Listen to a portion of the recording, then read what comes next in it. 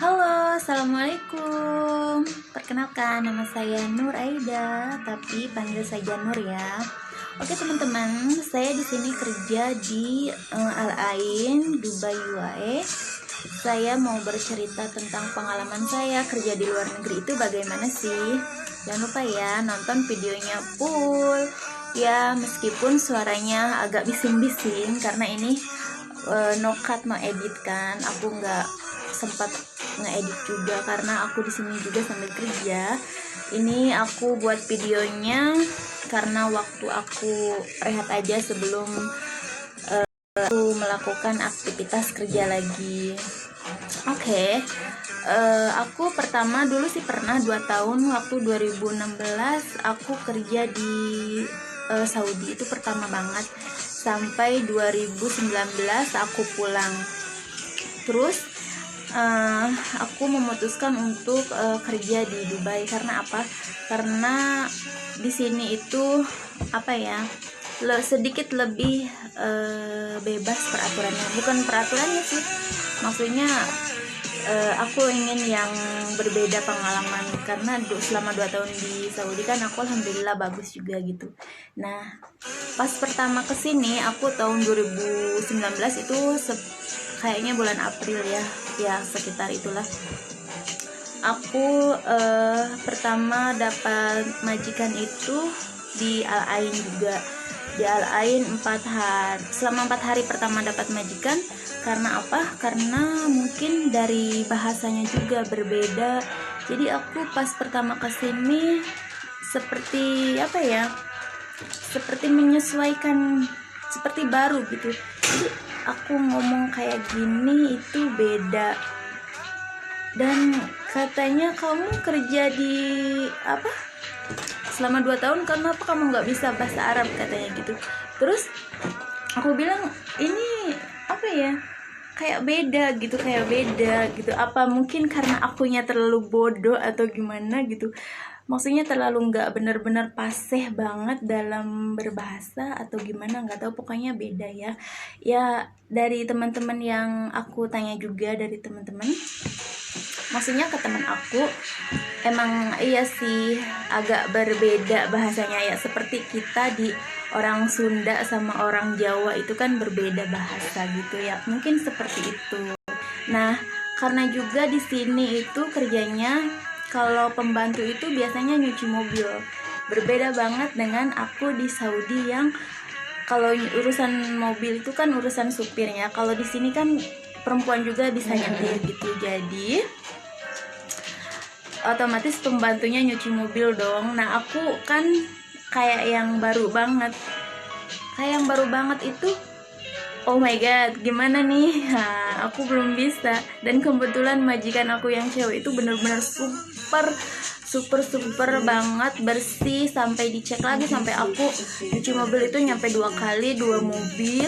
Terus nyampe jam 1 malam itu aku bener-bener full kerja. Istirahat cuma makan doang.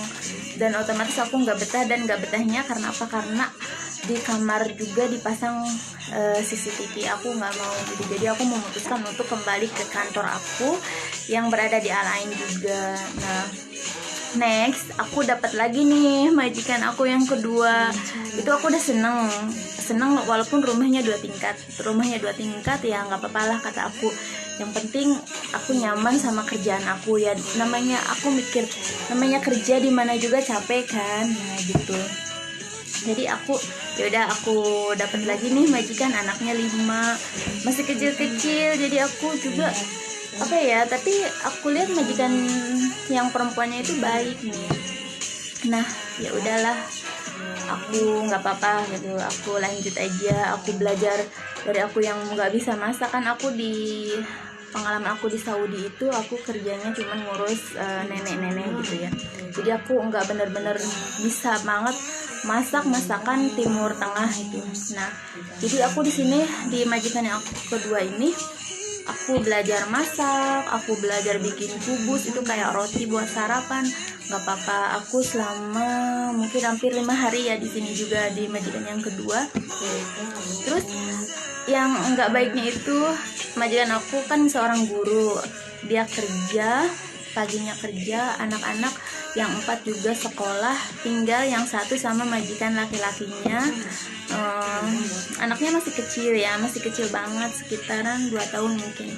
Nah, majikan laki-lakinya itu kurang baik perlakuannya sama aku, dan aku bener-bener takut karena kan rumah segede itu cuman ada aku, majikan laki-laki, dan si anak kecil tuh yang nggak tahu apa-apa kalau misalkan ada apa-apa dengan aku. Dan si majikan laki-lakinya melakukan hal-hal yang benar-benar menurut aku sangat melecehkan bagi seorang pembantu gitu. Nah, aku nggak mau. Terus aku bilang ke majikan perempuan, aku pulangin aku ke kantor. Nah, awalnya majikan perempuan itu nggak percaya, dan si majikan laki-lakinya itu bilang kalau misalkan aku yang berbohong merusakin kulkasnya. Katanya nggak apa-apa, ini kan kamu baru gitu. Tapi aku nggak mau gitu, karena si majikan laki-lakinya itu memang nggak baik. Terus akhirnya aku pulang ke kantor, dan di kantor otomatis dong aku dimarahin, gaji aku ditahan ya, walaupun misalkan 5 hari juga, tapi di sini tuh kita dapat gaji gitu. Apa-apa. Next, udah dimarahin gak apa-apa, aku nangis, itu udah hal biasa guys. Nah, aku dapat majikan lagi nih, tapi ini di Abu Dhabi. Aku dapatnya di Abu Dhabi. Terus aku pikir ya udahlah, nggak apa-apa gitu. Aku nggak berpikir panjang, yang penting aku di sini dapat majikan, aku nggak mau di kantor. Karena orang kantor itu kan cerewet banget, apalagi yang laki-laki itunya, pokoknya nggak banget kan. Nah, ya udah aku memutuskan untuk aku kerja di Abu Dhabi. Di Abu Dhabi aku kerja selama 1 bulan. 1 bulan kenapa? Karena aku mengurus, ada 5 anak juga, masih kecil-kecil. Ada bayi 9 bulan dan 2 tahun. Jadi majikan aku keduanya itu kerja. Rumahnya kecil, tapi yang 3 itu kan anak yang 3 sekolah. Nah, biasalah aku masak, ngurus anak-anak, semua pekerjaan rumah aku yang urus. Sampai aku si bayi yang 9 bulan juga aku yang ngurus kalau siang. Terus yang 2 tahun. Jadi capek lah. Maksudnya capek itu aku ngurus bayi sama bayi 9 bulan sama 2 tahun, sedangkan kerjaan itu nggak beres-beres. Maksudnya kalau misalkan harusnya ada 2 pembantu kan, urusan anak-anak sama urusan pekerjaan rumah. Karena kalau misalkan dikerjakan sama 1 orang pembantu itu otomatis kita nggak dapat istirahat. Dan aku selama 1 bulan itu benar-benar aku kurus banget, nggak yang seperti sekarang ini. Nggak bisa aku pegang HP karena bener-bener tiap hari itu aku kerja, dan makan pun aku harus tergesa-gesa gitu. Nah, di sini aku nggak nyaman, bener-bener nggak nyaman, dan akhirnya aku bingung. Aku di sini ada titik kebingungan antara aku harus pulang ke kantor dengan yang ketiga kalinya aku nggak mau, karena yang ke-1, ke-2 kali itu aku bener-bener dimarahin habis-habisan di kantor, sampai gaji aku ditahan juga, sampai HP aku mau ditahan, tapi aku nggak mau kalau misalkan HP aku sampai ditahan, karena satu-satunya jalan untuk komunikasi ini adalah ya telepon gitu. Meskipun nggak dapat kartu, nggak dapat apa, tapi aku berpikiran untuk kalau telepon itu penting bagi aku gitu. Nah, aku bingung. Akhirnya aku alhamdulillahnya aku dapat internet ya dari yang majikan di Abu Dhabi itu, karena aku masukin kodenya itu pakai nomor HP dia gitu, dan alhamdulillah itu masuk gitu tanpa sepengetahuan dia. Jadi aku minta bantuan sama teman-teman aku gitu, gimana aku caranya, aku pengen keluar dari sini dan aku nggak mau pulang ke kantor gitu, tolong ajak aku keluar, istilahnya aku kabur gitu. Dan memang kabur bukan solusi yang baik ya menurut aku, karena dulu aku belum tahu gitu.